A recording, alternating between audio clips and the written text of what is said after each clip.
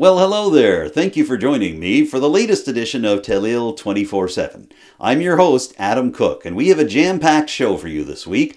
We're going to have several highlights from the latest regular monthly meeting of Richmond Municipal Council. They include everything from straight area transit to overtures from the town of Mulgrave and the municipality of the district of Guysborough for Richmond to support them in specific campaigns.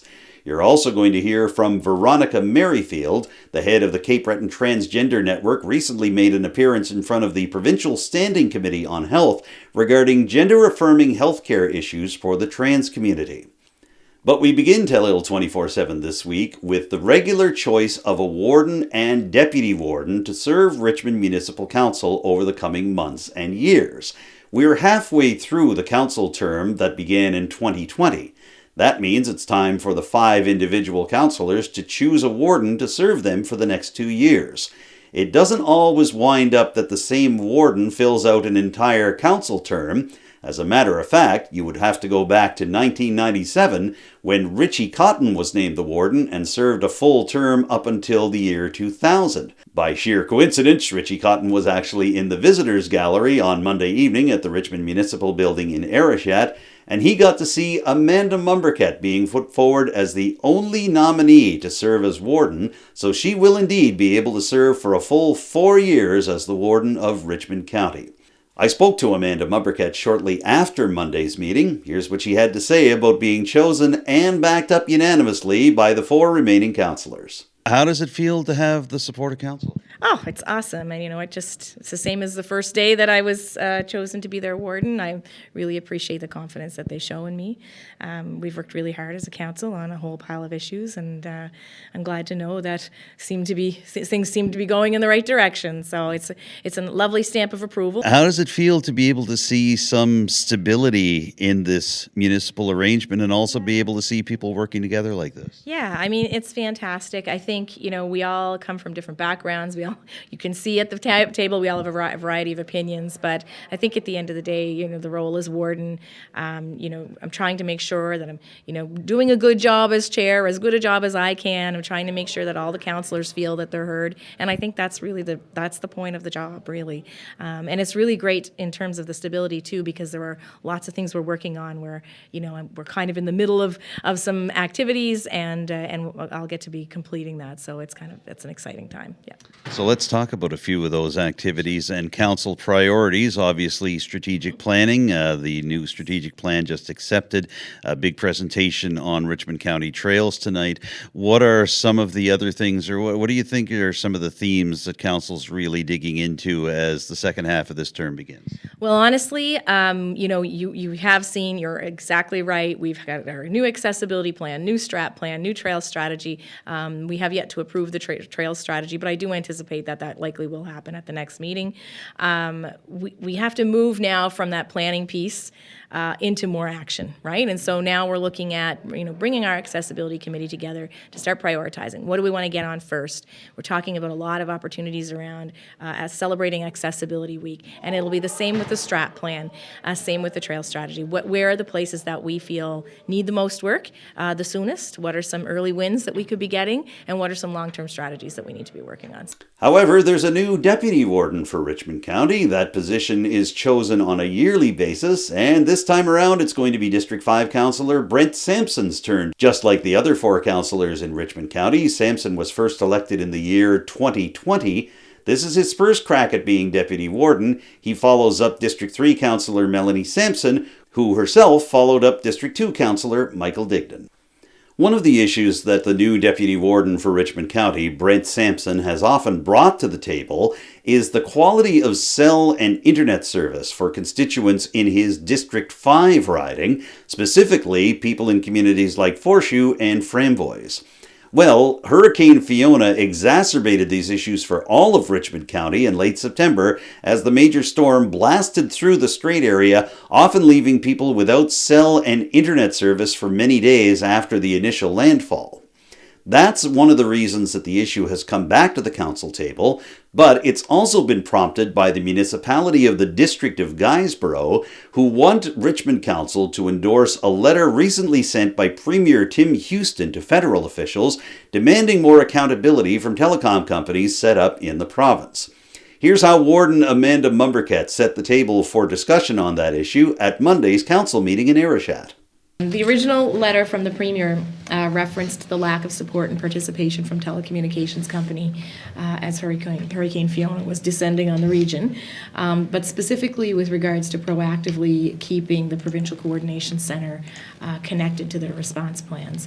And he recognized while improvements have been made in some areas to cellular and landline service, there are still, as we know, many cellular towers operating on generators, and the service is unreliable in some areas of the island, Cape Breton Island. So the Premier was issuing the call to Minister Champagne, the federal Minister of Innovation, Science and Industry, to consider all potential legislative and regulatory means to hold telecoms accountable for participating in emergency planning and the response and the preparedness and the mitigation and all of that to the fullest extent possible.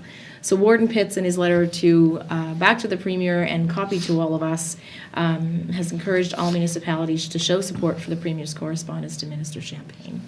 And this, if we were going to do so, it would result in a letter echoing, Premier Houston's comments to Minister Champagne. So just want to open that for a discussion from Council, if you think such an action would be beneficial and warranted.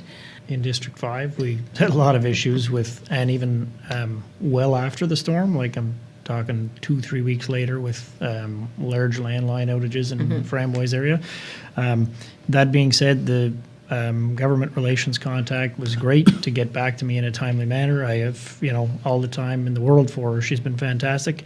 However, that being said, it can't be stressed how important this is and how many times a lot of these people in rural parts of District 5 have gone through this with loss of landline for days and weeks on end. And,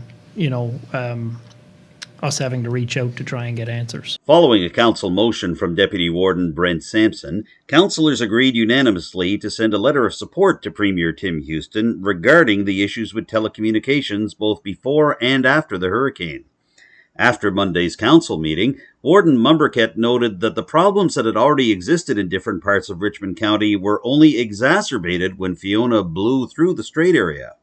It's become such a safety issue in our communities, the lack of cellular service, and not just in areas where there is none and there has been none, but in areas where there used to be strong signal and now there is either degraded signal or none.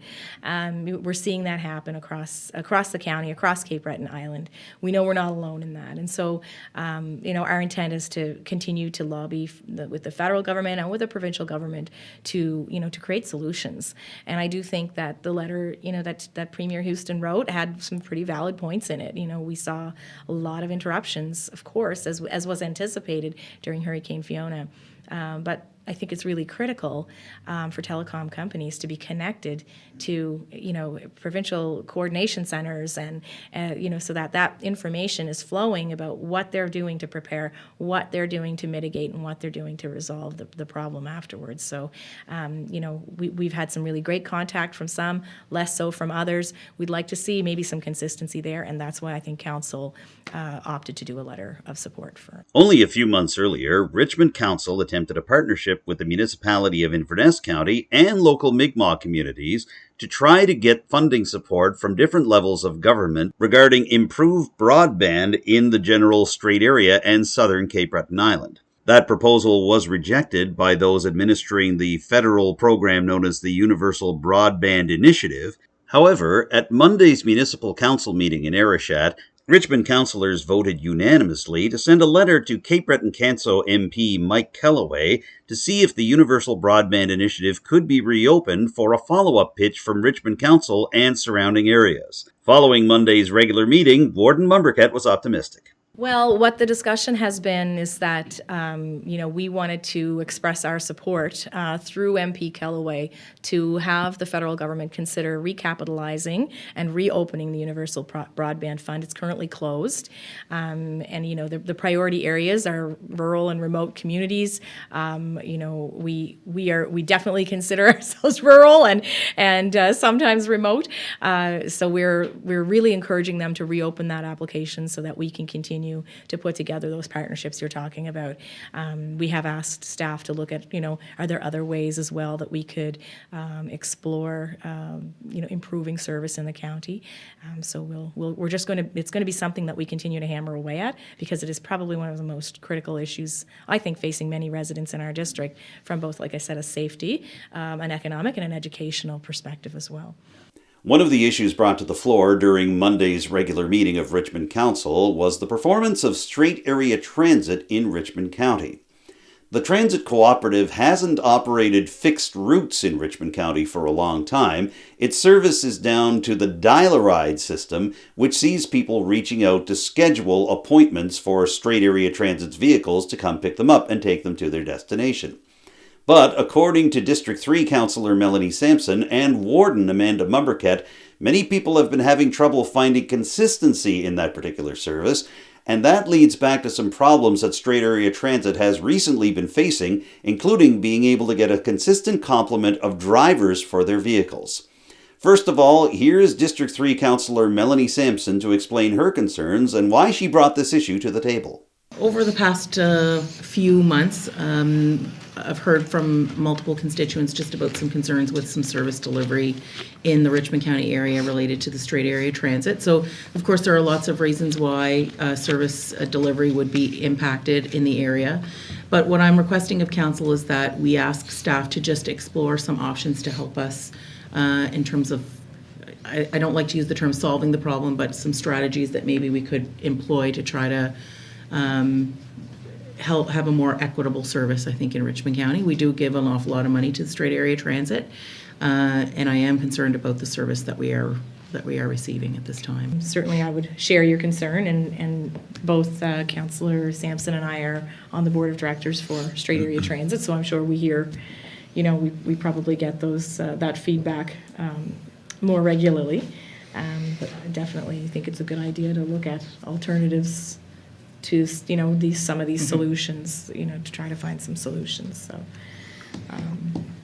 and I guess when you're saying staff, or you kind of between our staff here as well as the straight area transit. For sure, yes, okay. Of course, yeah, of course. Okay. Point me in the right direction. We'll have a conversation with the folks over there. Again, if as part of your motion and the referral to staff, that if you can forward the issues or concerns that have been raised, so I can go into that conversation with the starting place. For sure. And also the councillors that sit on the committee, if those issues have been raised at your committee level or board level, are there any strategies that are being formulated at your table, so I'm not rehashing conversations you guys have already started? And if I could have that background, then by all means, we'll take the ball and run with it and see what we come up with. Certainly, I'm hearing from the public that straight area transit is not working for many people in Richmond County right now, and it seems to be more on the educational side at both the secondary and post-secondary sort of I guess constituents that have been providing their feedback either directly or through an intermediary, and so I do think we have to do some work around the equitability of that service. And right now we are 100% dial-a-ride. I'm not really sure that is where we need to be in the future, because it doesn't provide people with predictability. And a lot of times, if you're a student or if you have a work opportunity, you need that predictability. You can't just arrive half an hour late for class. Or half an hour late for work. It's not going to work for you. So I think I'm really glad to hear that council was interested in re-examining our transit options and having that discussion at the staff level here, and also working with the straight area transit board and staff there as well. Do you see a scenario where council could be pushing for the return of fixed routes in Richmond County? Potentially, I don't think anything is off the table. But of course, it's all going to be based on, several things. It's not just about financial constraints. It's about, the number of vehicles we have in the fleet. It's also about the number of drivers we have for those vehicles, which is a consistent challenge. Is obviously recruiting workers. It's a challenge for everybody in every sector right now, and straight area transit's no different. Monday's regular meeting of Richmond Municipal Council featured 2 gallery presentations. Here's the first one, and it concerns Richmond County's trail network. What can be done to upgrade the trail systems in the county, and how can new trail systems be built, and could the existing trails connect to other trails outside of Richmond County's natural boundaries? To get the answers to some of these questions, we're going to turn now to Bruce Manns. He's a founding partner and planner for Upland Planning and Design Studio. That consultation group was tasked with coming up with a new Richmond County trail strategy. So he decided to present that strategy to the latest regular meeting of Richmond Council just a few days ago. Here's Bruce Mann's presentation, and you're going to hear from Warden Amanda Mombourquette and other municipal councillors about what they think of it in just a few minutes' time. We begin with Bruce Manns. Just a bit about the project. The key objectives of this project were, 1, to assemble a general inventory of Richmond County's existing trails. 2, to identify opportunities to improve existing trails and also to develop new ones. And 3, to provide strategic direction for trail development in Richmond County. And we started this project by collecting and analyzing background data, and conducting stakeholder interviews about a year ago.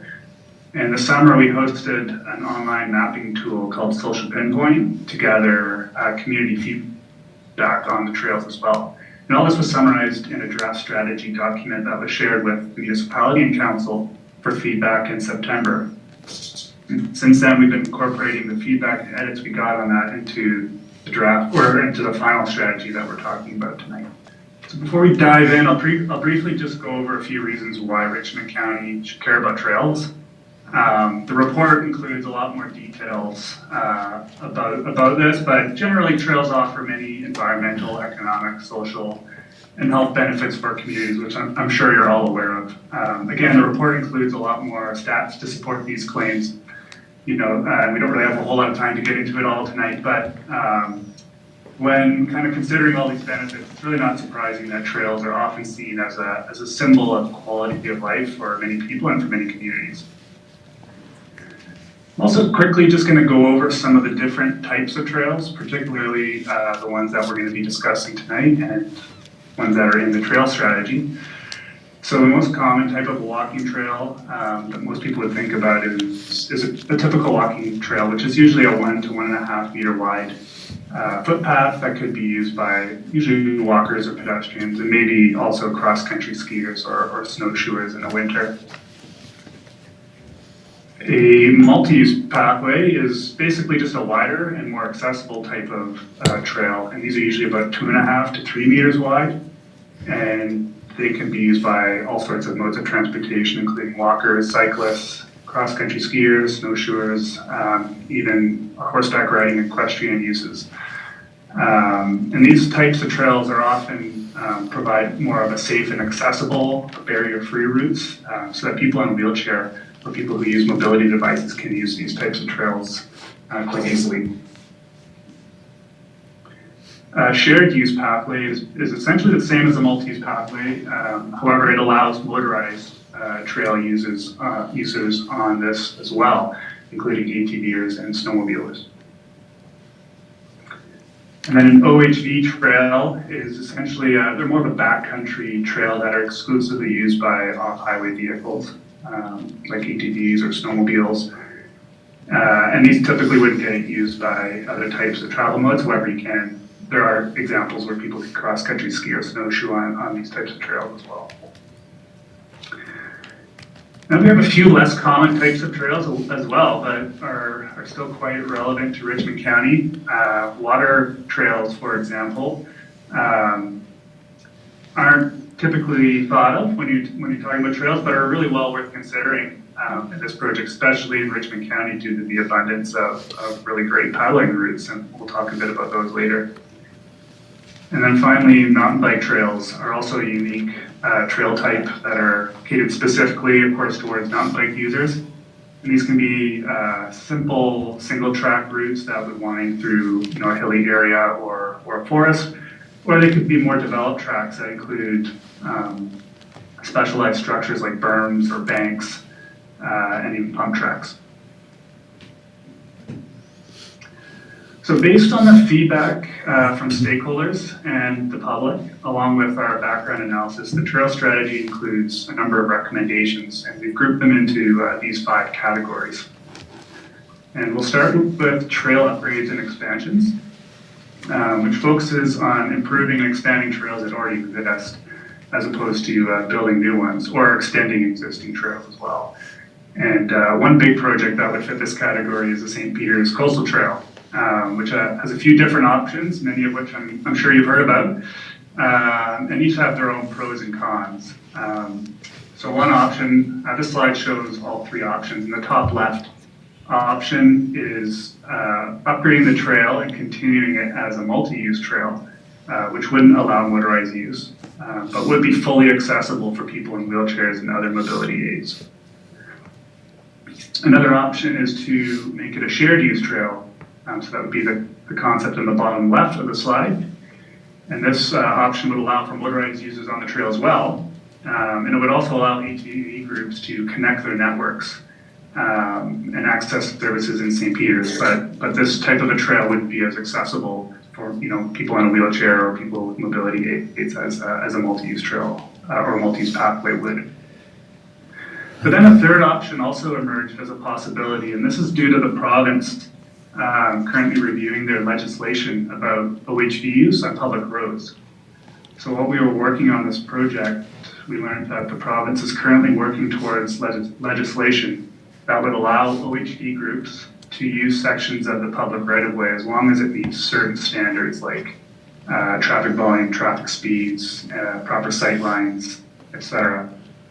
So in the past, this hasn't been allowed except for in a handful of pilot project areas scattered across the province. I think there were 5.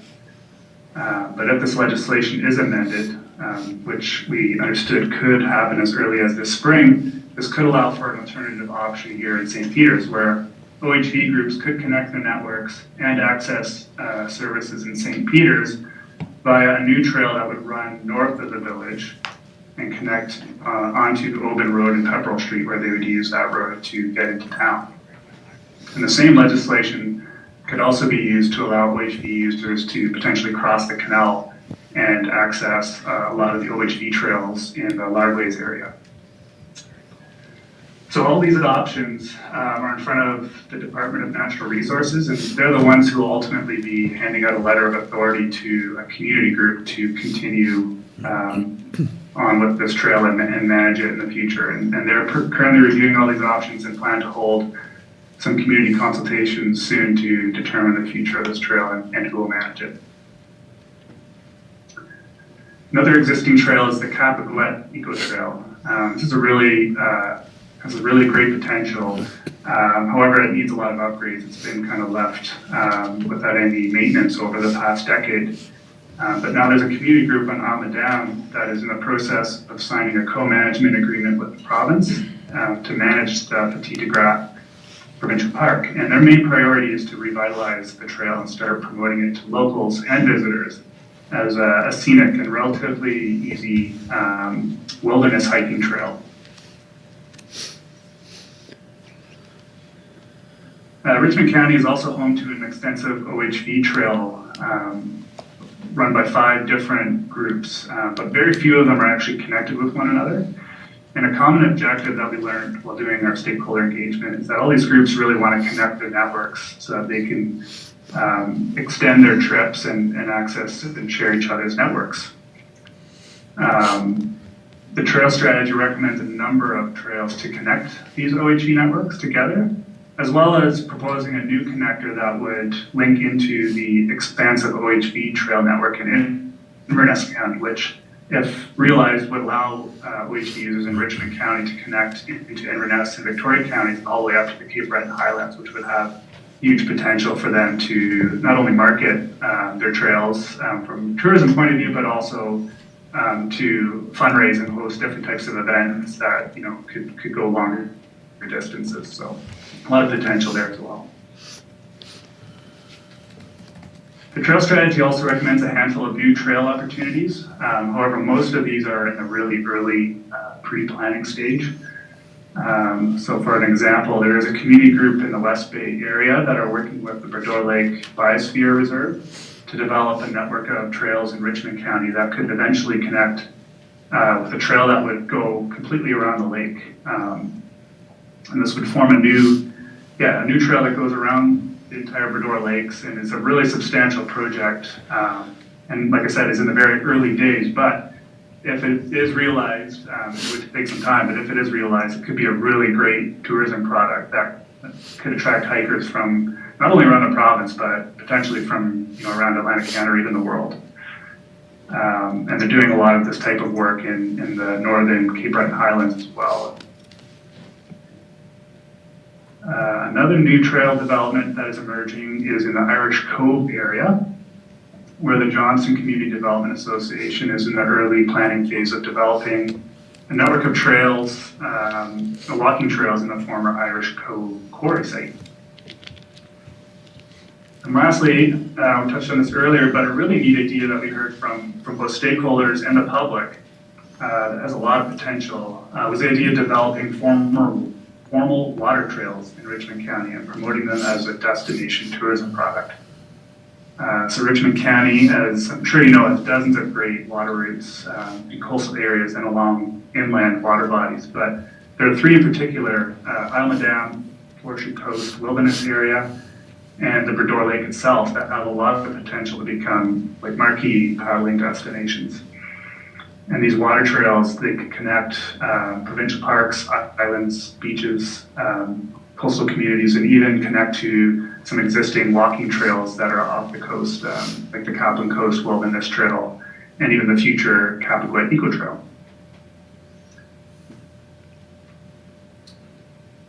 Third type of recommendation was trail amenities. I'm not going to go into too much detail here, but the strategy itself provides a handful of recommendations and guidelines as well on including trail amenities along trails to make them more comfortable, convenient, and attractive. So these would include things like benches, waste bins, dog bags to prevent dog litter, bike repair stations even, and trailhead signs with maps on them.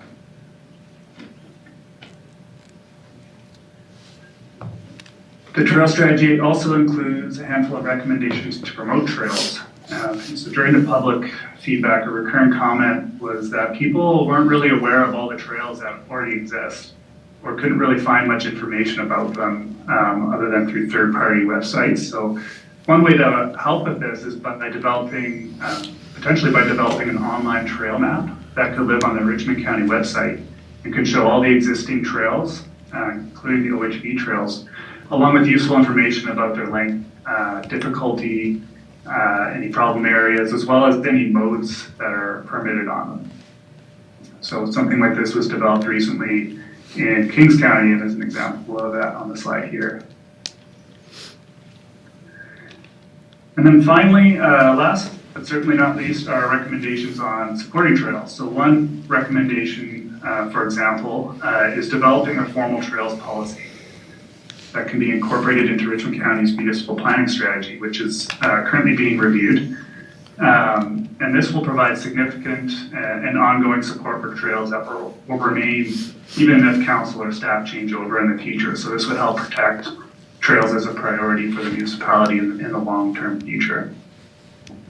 And then another way that council can support trail development is through a trail funding program. So this could be a budgeted line item that is included in each annual budget, or it could just be part of another recreation-based program. But the idea here is that trail groups could apply to receive a small grant from the municipality for the purposes of developing trails. And then the idea behind this too is that community groups could leverage this small seed grant from the municipality and attract more funding from the province or from federal trail grant programs, which there are many out there right now, And this could really allow them to raise the capital needed to not only build new trails, but also to plan and design for them properly. So that's the highlight reel of the trail strategy again. We only had 10 minutes, but I think I went a little bit over. Again, the actual document includes a lot more information on these recommendations, and it also includes details about how the municipality and its community partners can implement these recommendations, including timelines, potential partners, and potential costs. So I would invite you all to take a look at that document when you have some time, if you haven't already. Just on that a little bit further too, if anyone does have any specific trails that they are aware of that are formally approved, if you send those over to me, we can certainly incorporate those into the final strategy. That would be really helpful. From the trails perspective, I really feel like the consultants hit the nail on the head when they talked about connecting sort of that shared use trail to other trail systems across the island, because Richmond County on its own can be a small destination, but as part of that bigger collective for Cape Breton Island, we could be part of a great big destination, and that's very exciting to me. So, just quickly on that, there was also discussion about the idea of even connecting trails within the Boudreau Lake Biosphere Reserve, Dundee, West Bay, that general area. Your thoughts there? Oh, I think that's a fantastic idea.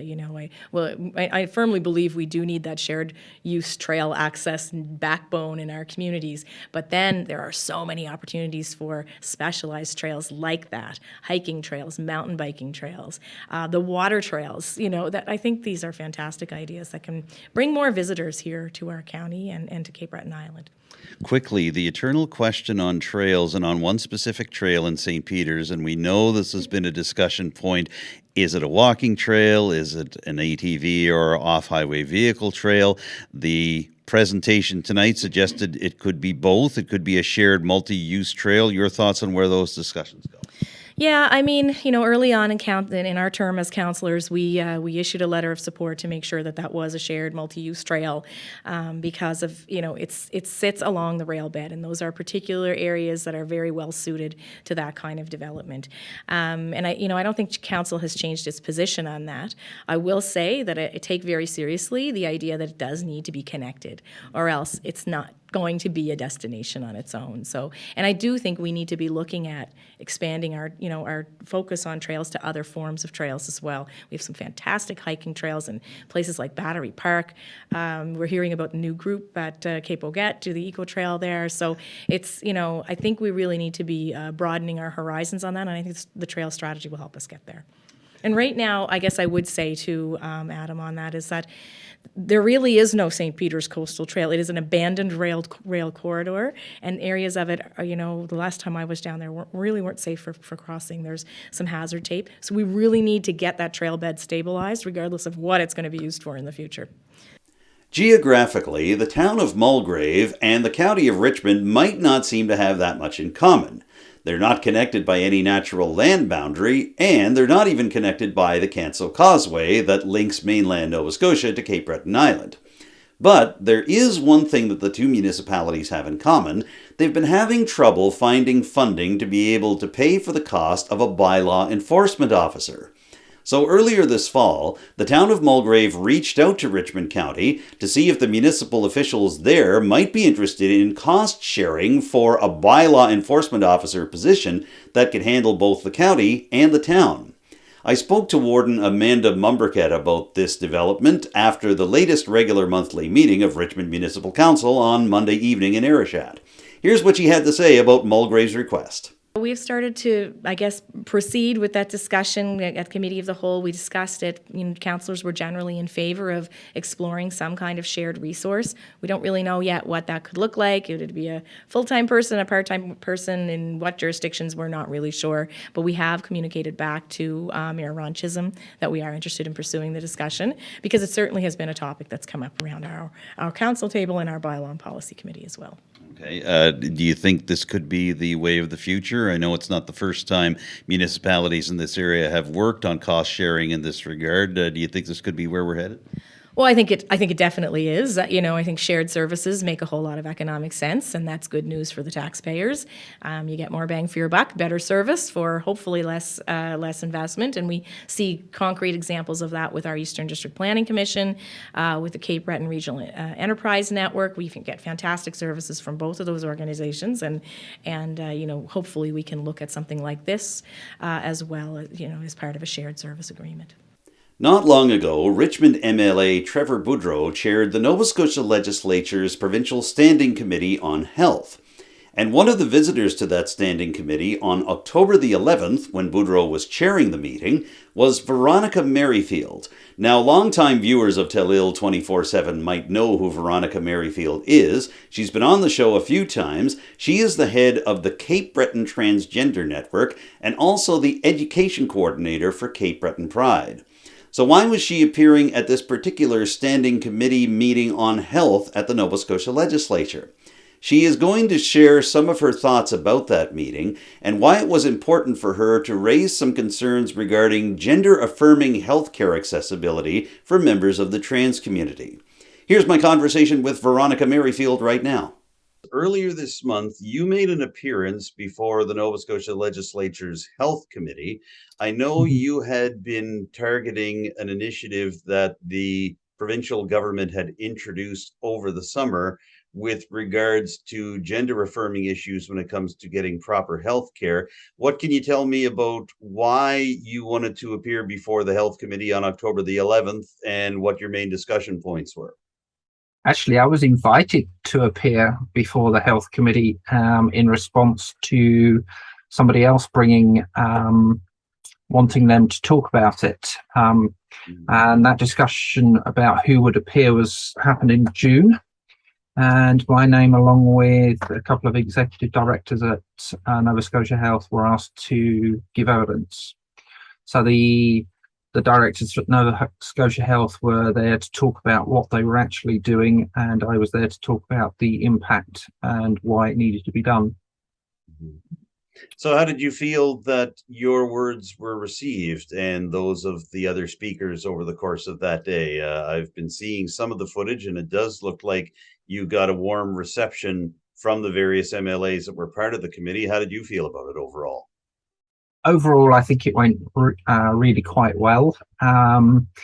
It's always difficult, and I'm being honest. I have imposter syndrome, so I walk away from those kind of things wondering whether I'd done enough. But I think I had, looking at some of the footage that's been picked up in other places and used as being indicative of what needed to be said, and I've had quite a lot of good comments back since. It was a good discussion. It was difficult to do. I was asked to do an opening and a closing, and I think those were pretty hard hitting. Certainly the closing is what's been picked up by other media outlets.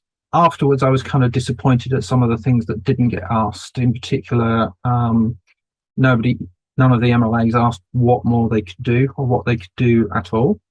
The questions from some of the MLAs indicated that they didn't understand the depth of the issue they were there to talk about.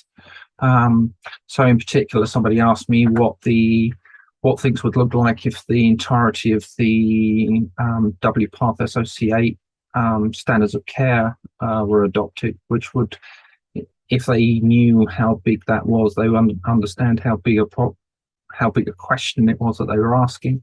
But I think it sent a message home. Certainly, I have been contacted by a couple of MLAs after this, and I have been invited to present to the combined deputy ministers next week to talk about other areas that need to be addressed. And there are, whilst healthcare and health provisioning is a large part of that, there are a lot of other areas within government that need to be modified in the way that they do things with gender affirming care, in terms things like name change policies, the use of pronouns on forms, the use of legal names and names that people use, those kind of things.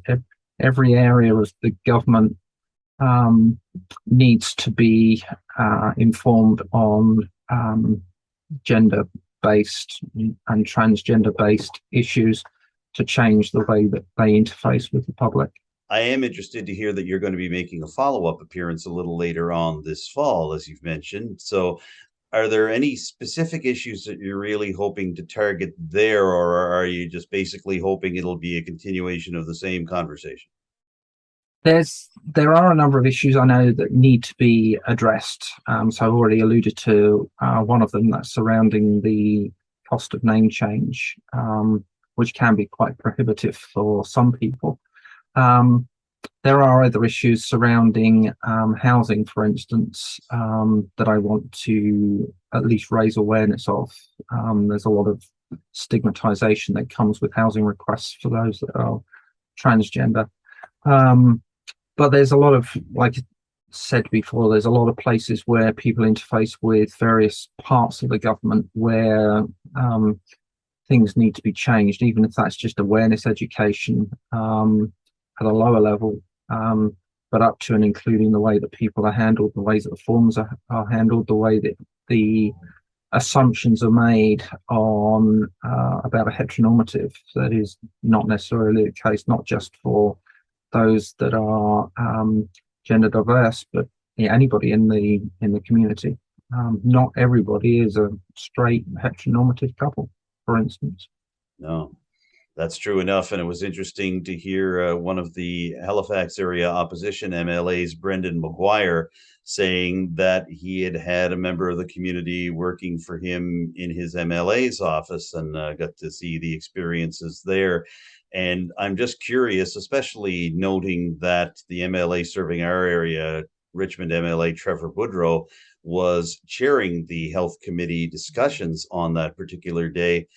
Do you get the sense that the discussion was about where you expected it to be, or you've mentioned there were some questions that weren't asked? Were you coming away overall disappointed by that, or do you feel there's something to build on? There's something to build on. It didn't surprise me. I mean, it's not an area that everybody knows a lot about, but I was hoping that being it was the health committee and they had requested this, that they would be a little bit more informed.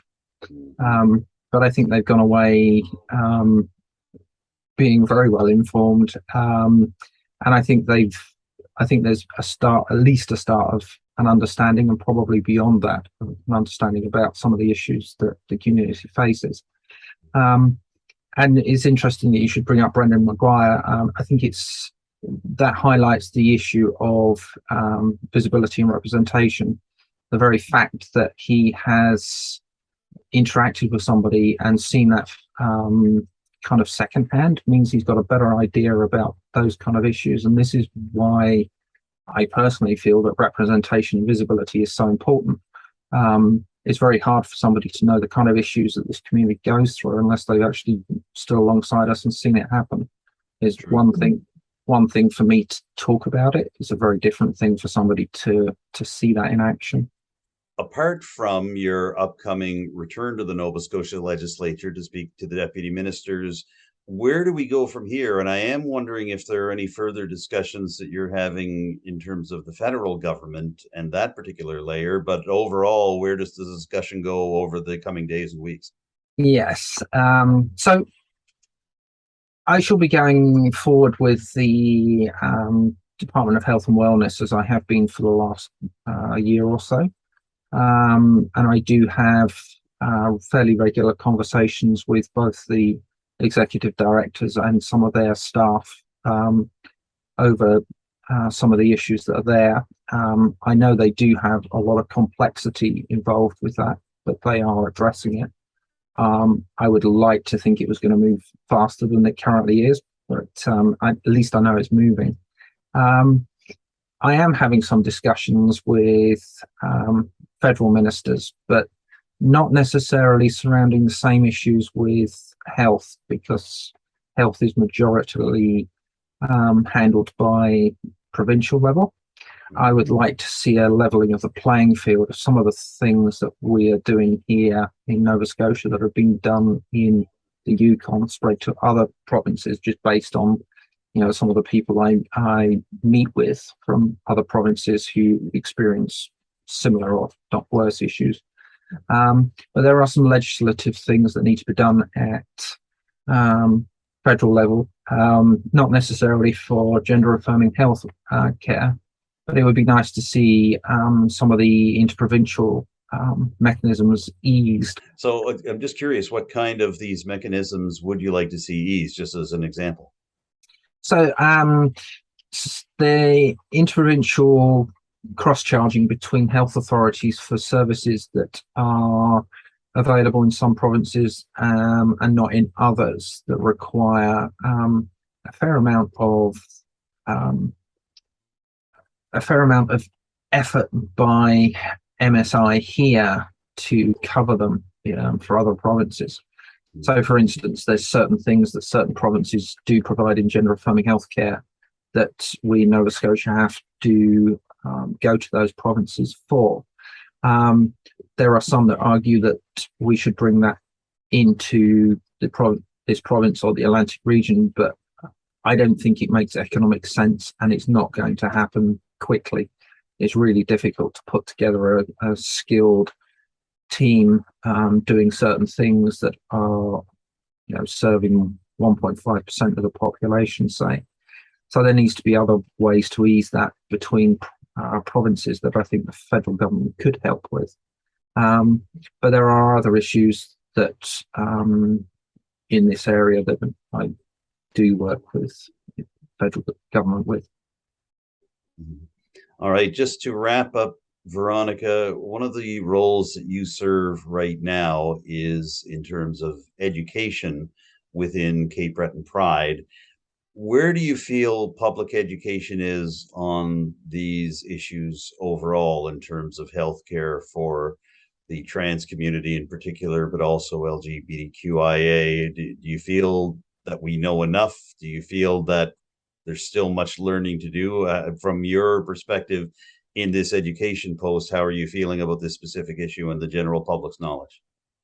I think by the very fact that I'm being asked to do more and more education, that there's an appetite for it and a need for it, which would, it's kind of where I feel it is, that more education is needed across the board. I'm seeing a lot being done in schools, for instance, and I'm starting to see lots done or more done in businesses. All of that's a good thing. It spreads through the wider community in the same way that representation and visibility helps spread that too. It's nice to know that people are wanting to be educated, and it's nice to know that they're not always reaching out to those in the community who really shouldn't have to be educating everybody. But unfortunately, that's very much what usually happens, that we do end up having to educate those that we come across. I think that's just nature of the way it is. It really does fall sometimes to one or two people or to a small group where there should be more picking up the torch by now. Are you hopeful that even in 5 to 10 years' time, it won't have to be yourself having to speak at, for example, legislature committees? Do you feel that there's a new generation of leadership coming up? I do. So there's a number of parts to this. The first part is that I'm seeing a lot of change happening in primary education, secondary education people. Students are much more open to it. And at primary schools, a lot of the children are proud of their transgender peers, which is a huge change. And that will obviously filter through into the generation sort of 20 years time. And the second part to the answer to that is I have noticed in the last 6 months to a year, a lot more people from within the community that are stepping out to be seen, which is nice to see. If it means that I don't have to do what I'm doing in 10 to 20 years, I'm really happy about that, because it means the change has happened and others are coming up, which is kind of how I would expect it to happen. Okay. All right, well, we'll hope for the best there. We've covered a lot of ground, as we always do when we talk. Veronica, did you want to add anything else about this just before we wrap up here? There's one more thing that I did want to add, and that's that Wednesday, October the 26th is International Intersex Awareness Day. It's another area of work that I'm trying to do at the federal government level, and that's to criminalise the non-essential surgery that's performed on infants shortly after birth when they don't necessarily conform to the binary male or female presentation. There's a case going through the Ontario court at the moment that's being brought by the Canadian Bar Association that will outlaw it in Ontario, and when that goes through, the federal government are going to follow suit. The definition for that is that somebody should be able to have a meaningful input in that decision-making process. And I think that's an interesting piece of wording for legislation for the transgender youth community. If they can extend the definition of meaningful input on their own decision-making for intersex conditions, they can do that for transgender conditions too. But anyway, Intersex Awareness Day is where these kind of things are brought a bit more into the public. Well, we certainly hope to be able to have more of that discussion as the years go by, and certainly we're watching this case that's unfolding in Ontario right now. And in the meantime, Veronica Merryfield, obviously there's a lot on your plate, or we wouldn't be having interviews like this. So we appreciate you taking some time away from all that to be able to speak to me today. Thank you for joining me once again on Telile 24/7. Thank you so much for inviting me and having me speak. All right, it's always a pleasure. Veronica Merryfield is the founder of the Cape Breton Transgender Network and the education coordinator for Cape Breton Pride. We've been speaking to her today from her home office in Marion Bridge via Zoom. And to close out Telile 24/7 this week, we have one more presentation from Monday's regular monthly meeting of Richmond Municipal Council. Specifically, it's from Nadine Boudreau. She's a representative of the Nova Scotia Works office based at the YMCA of Cape Breton office on Reeve Street in Port Hawkesbury. The office also has an outreach centre in St. Peter's and another location in Inverness. So, what does this all have to do with Richmond County residents? Well, it could be a major factor in connecting potential employees with the folks who might be looking to hire them to fill their jobs. Here's Nadine Boudreau with her presentation on behalf of Nova Scotia Works right now. So the YMCA of Cape Breton, Nova Scotia Works, has been providing employment services for over 30 years. And we also offer a unified bundle of employment services for job seekers, services to aid businesses, people that want to become self-employed, and connect people to jobs and jobs to people. We have different locations, various locations around Cape Breton. There are quite a few in Sydney, Glace Bay, New Waterford.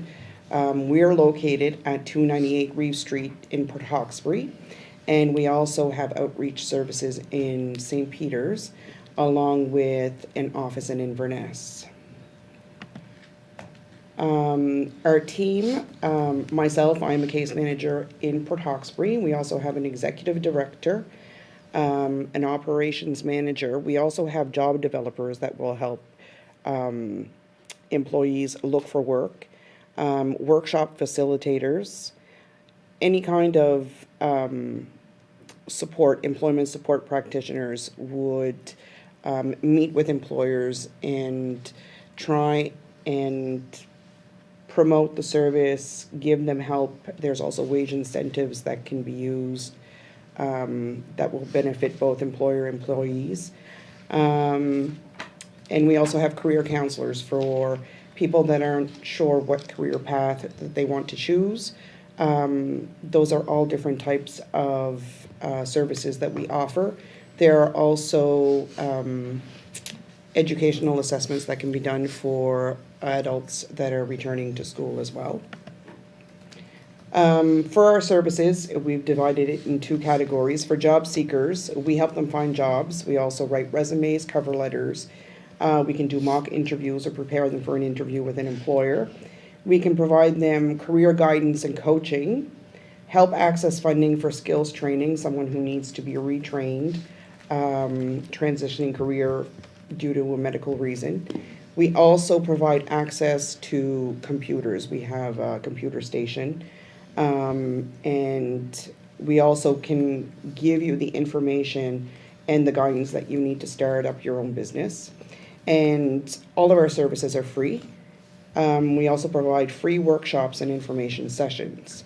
To the employers, we help with the recruitment efforts. We also assist with, as I previously mentioned, with different types of wage subsidies and hiring programs. And typically what we try to do is to match the employers and the job seekers together. We also provide support in hosting different types of job fairs. And again, we offer the workshops and information sessions to our employers as well. The programs that we offer would be skills development, which is if you do want to return to school, you're transitioning a career. The START program is seems to be pretty popular, and that is a wage incentive for the employer, where a percentage of the wages would be paid for the employee, giving the employee the benefit of receiving the work experience that may help them find work in the future, should the START program not work out. We also have self-employment benefits and opportunities fund, which is fantastic for any community members that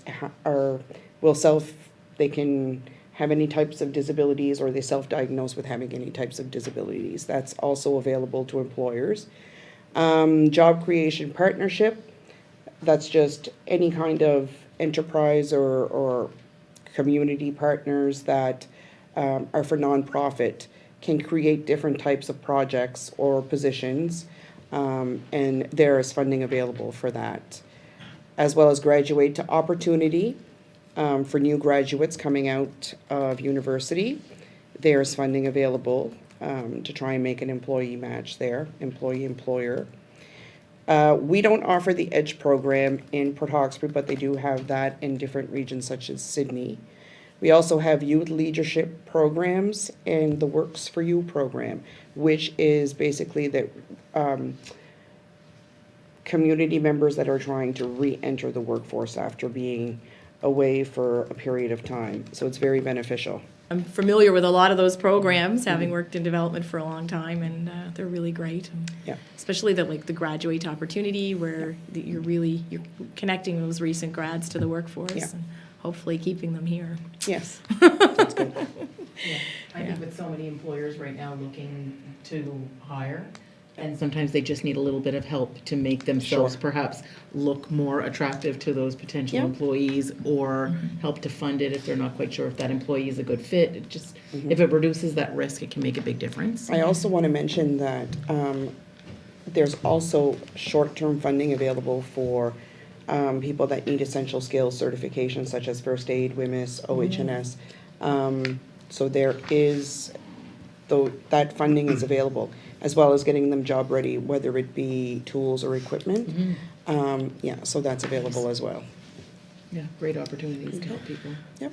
So Nadine, you mentioned career counseling and career counselors and youth employment, youth leadership and all that stuff, and information sessions and workshops and stuff like that. Do you guys attend like schools? Do you put some of these workshops? We do have a school liaison. However, she is with the SRCE, I believe, at this point in time. But there is someone that does visit the schools and will help students create resumes, help them with interview skills, especially if they're just starting off. Students that are going to be going to college will need resumes, will need certain types of skills to get reference letters. Those are all things that can be provided by the school liaison. So it's So we also have that as well. And there you have it, folks. That wraps up this week's edition of Telile 24/7. Thank you for tuning in, and a big thank you to my interview guests this week, Amanda Mombourquette and Veronica Merryfield. And special thanks to my colleagues at Telile Community Television, Becky Bourinot, Nick Boudreau, and Callen Cowan, for filming and formatting the municipal council footage that was used in this week's show.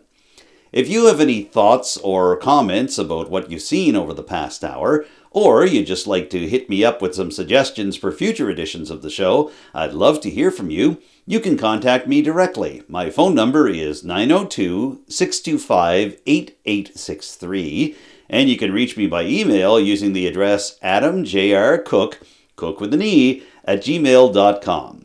You can also contact Telile Community Television directly with your suggestions or your comments. You can reach the station in Arishat at 902-226-1928 or send an email along to the address telile@telile.tv. And don't forget to follow Telile on social media. Not only are we on Facebook, Twitter, Instagram, and YouTube, but we now have a TikTok channel, so you can catch us 5 different ways. And as always, our YouTube channel features every single edition of Telile 24/7, including this one, as well as individual segments and interviews from our shows. And you can see a lot of great new French programming put together by the newest addition to the Telile news team, Gabrielle Sampson. For now, I'm Adam Cook. Thank you once again for tuning in to this week's edition of Telile 24/7. I look forward to seeing you again next week with a brand new show. Bye for now.